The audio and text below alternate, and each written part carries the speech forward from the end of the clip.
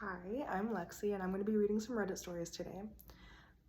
If you haven't noticed, my channel is pretty new, so I hope you enjoy. All right, we're starting with Am I TA, very classic. And this is a pretty old story. It's been on my phone for some time now, so I'm just gonna get right into it. And if you've heard it, then sorry. All right. Am I the asshole for intentionally scarring my mother to break her no-knocking habits? I, 17 male, live with my dad, however visit my mom's house to stay over and see her every other weekend. My dad is always excellent regarding privacy. He will always knock and wait for an answer before entering my room. My mom, on the other hand, won't knock and will just barge in no matter what I may be doing on the other side. The door also has no functioning lock as she intentionally broke it. I have yet to be caught in any majorly embarrassing situations as I'm mostly just sitting at my desk, but it still gets on my nerves as I will often be doing stuff that I would appreciate some privacy for. Fast forward to yesterday evening, I was fed up with her just walking in as I had been changing that morning when she had barged in, which both scared the crap out of me and embarrassed me. Luckily, I was wearing underwear. I had a plan. As I heard her coming up the creaky stairs, I jumped under the covers shirtless, phone in hand and earphones in, and pretended to master. She opened the door, saw me, and then swore she closed the door behind her. Once some considerable time had passed, about 45 minutes or so, she knocked on the door and asked if she could enter the room. Much better. She talked to me and said that it was unnecessary to be doing that in my bedroom and that I should be doing so in the bathroom. No lock on that door either. I told her I would appreciate some privacy and that I would respect if she could knock before entering next time. She said I was in no place to make demands and that she is free to do as she wishes in her house. To which I said, suit yourself. So, AITA for somewhat harmless attempt at privacy? No, not TA. I think every person deserves privacy. I think it's just common courtesy to knock on someone's door before you enter, regardless if you own the house. Like, I don't know why I put air quotes there. I mean, she probably does actually own the house, but still, privacy is important. Okay, moving on. So we're still in AITA. This one is titled AITA for telling my son that he is the reason me and his mother are getting divorced. Okay, so I know upon reading the title alone, many of you will just call me an AH, and you might be right, but I want to explain myself first. My wife and I have been together when we first met in high school. My wife and I have been together since we first met in high school. We were able to maintain a long-distance relationship throughout college and stayed true to each other.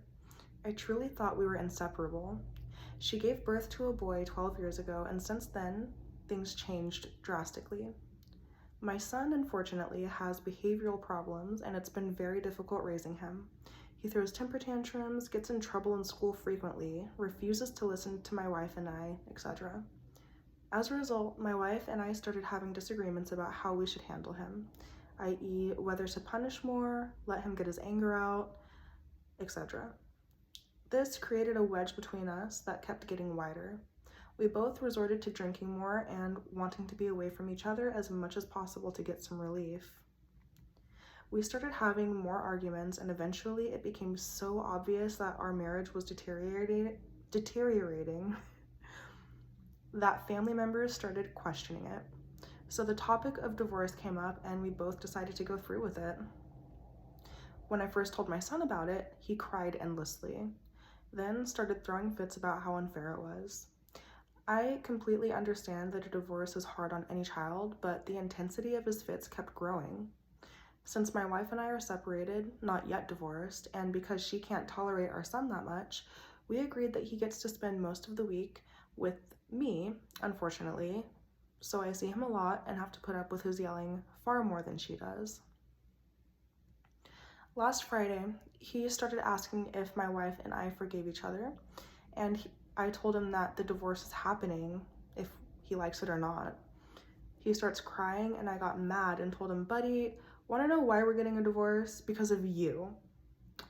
We were happy before you were born, but you always act bad and get in trouble, so stop arguing with me when you caused it. You have nothing but yourself to blame. This devastated him, and I did apologize, but I told him that there was some truth to what I said. However, since then, he's been more quiet and behaved. Even my wife, who was with him over the weekend, said that he was much better. So yes, I think I am the asshole for telling him he was the reason we were getting a divorce, but in some ways, I don't think I am, because I was just telling him something that he needed to hear. Well, yeah, I think you are the asshole, because I'm just gonna say I am not a parent, I'm not married, nothing like that, but I know for a fact that even if you do reduce your divorce down to being the fault of your child, you don't say that to them. That is traumatizing, that's scarring. And if you have some sort of like honesty is the best policy type of attitude, then maybe when he's 18, you can have a candid conversation with him if he asks genuinely, and just say very nicely, like, yeah, we were having some struggles that we couldn't, deal with. That may or may not have been partially because we were raising you and we didn't know how to raise you best at the time. That's not your fault. That was something that we couldn't handle on our own. Something like that, I just can't wrap my head around actually telling your child, you know what, buddy, stop crying because you're the reason that we're getting divorced, okay? Oh, it's unbelievable. Absolutely unbelievable. I hope Reddit gave him the whooping that he deserved for that, because I don't like that. Okay, next one. MITA. Again, if you can't tell, I really like that subreddit. So this one is titled AITA, Mom Made Us Miss Saying Goodbye to Dying Grandma. Oof, all right. My mom has made us late for pretty much every event I can remember. Whether it be a family gathering, a school event, or just going grocery shopping, it almost always takes half an hour or more to finally leave the house. It's usually because she has to shower and do her hair and makeup, and it's never mattered what the event was, she always does this. She missed my high school graduation because she was late. She missed being there for me at my boyfriend's funeral because she had to get ready. And now she made me miss being able to say goodbye to my grandma before she died. We got the call from my uncle in the afternoon at like 11 a.m. Immediately after the call, I said, come on, we got to go and we have to leave now. I was freaking out saying, come on, we don't have much time, we need to leave, just get dressed and let's go. My mom calmly and a bit annoyed says, well, I've got to shower and do my makeup. And when I say, well, when the hell are we going? How long is this going to take? She says, probably about 2 hours. Wow. I'm trying to remain calm, but she does this thing where instead of getting ready, she gets sidetracked with a billion other things, like, oh, gotta put this on the laundry, gotta feed the cats, gotta wash the dishes, and this and that, and it's absolutely insane. About an hour had gone by, and I'm full on panicking. She's calmly going about the house, effing around with God knows what. I tell her, Mom, we've got to go. We're gonna be late, and if we don't leave right now, Grandma's gonna be effing dead.